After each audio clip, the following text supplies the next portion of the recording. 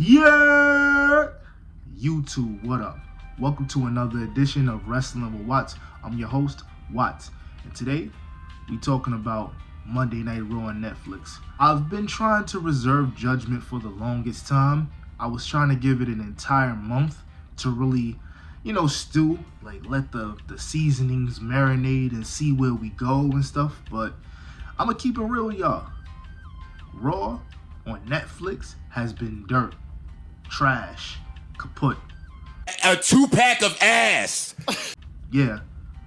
Like that. But, real spill, nothing about these Raws, at least for this past month, has really been special. And I'm not really expecting much. I didn't go into this expecting much. But, I mean, silly me, I should have expected. It's business at the end of the day, so I should have known. But, real spill, I thought we was getting cursing. I thought we was getting extended time. It feels like it was on USA. It was still on local television or cable television where it has specific slots and stuff like that. Because my final straw was this past Monday when Logan Paul beat Rey Mysterio. And then after the match, the New Day just swarmed on Rey Mysterio and massacred that man. That's actually something I want to talk about on a later video. But long story short, we didn't even get to see it. We didn't even get to see it because they cut it off. And we was under the impression, we was sold the dream that it didn't matter. We was sold on the fact that it didn't matter if the show went over 11 p.m. or 10:30 p.m. or whatever. They was going to finish out the show. Not to mention, there's no time slots. It's literally a streaming site. It's a streaming app. So why the hell are we even dealing with something like that right now where it just cuts right off? That was silly to me. But it wasn't even that. It wasn't just that. The glitches that we experience on an everyday basis or a weekly basis when it comes to Monday Night Raw, it's kind of crazy because it's like y'all recently, and this is more so a Netflix thing too, but it's still a WWE thing because guilty by association. But why was my Monday Night Raw glitching? I wasn't even getting glitches on USA. I wasn't even getting glitches on the USA Network or Sci-Fi or Spike TV or wherever the hell Raw was on over the past 20 years, over the past 30 years. That's never happened before. But last week, it was cutting in and out. I couldn't get the full understanding of what was going on. And not to mention, all I don't see more wrestling. I'm not even going to lie to you. I don't see more wrestling.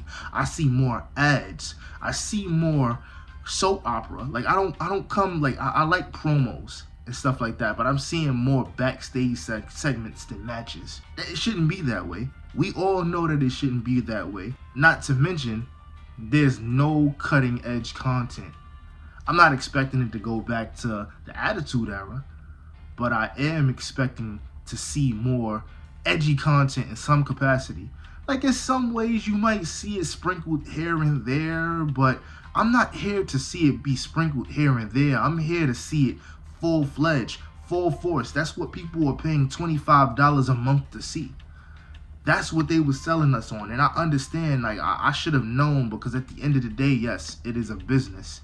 It is a business, and that's something that they're gonna oversell. You know what I'm saying? That's kind of like the saying, yo, if you believe that, I got a bridge in Brooklyn that I can sell you. That's one of the sayings that a lot of old heads would say. But it kind of is the same concept because they told us, oh, Netflix on Raw on Netflix is gonna go crazy. We gonna see a whole bunch of content that we wasn't seeing before. We gonna see faces that we wasn't seeing before. Roman Reigns only showed up once.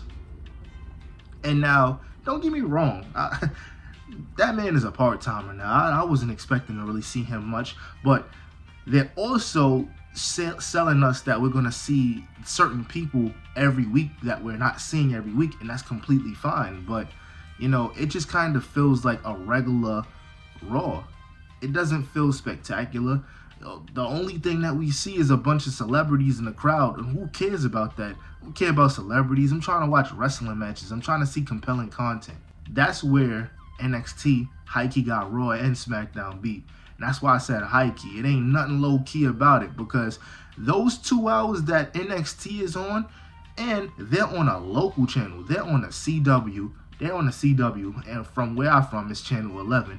But after that, the news come on. But I get more out of watching that than I do on Raw, on Netflix, on SmackDown for 3 hours. High key, I'll be ready to go to sleep after the first hour on both of those. That's no good. Triple H, get your shit together.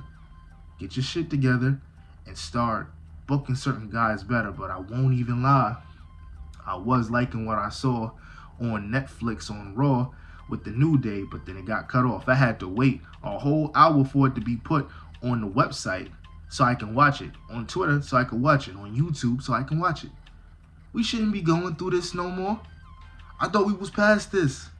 I thought we was done. I didn't think that we was going to have to be experiencing these type of mishaps. I would have assumed that the time that they was using to promote this, because they started promoting this around this time last year, that Raw was going to Netflix. You mean to tell me I couldn't have worked the kinks out between February 2024 and January 2025? I shouldn't be ready to fall asleep. I mean, granted, I'm 28 years old. I'm not getting any younger. I'm busy a lot. I'm coming home from work. Then I go to the gym, whatever. Then I'm coming to watch Monday Night Raw. Granted.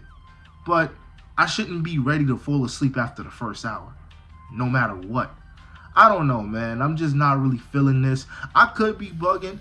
Let me know if I'm bugging in the comments, because I don't think I'm bugging, but I really don't see anything special about this. Only thing is, they just switched networks.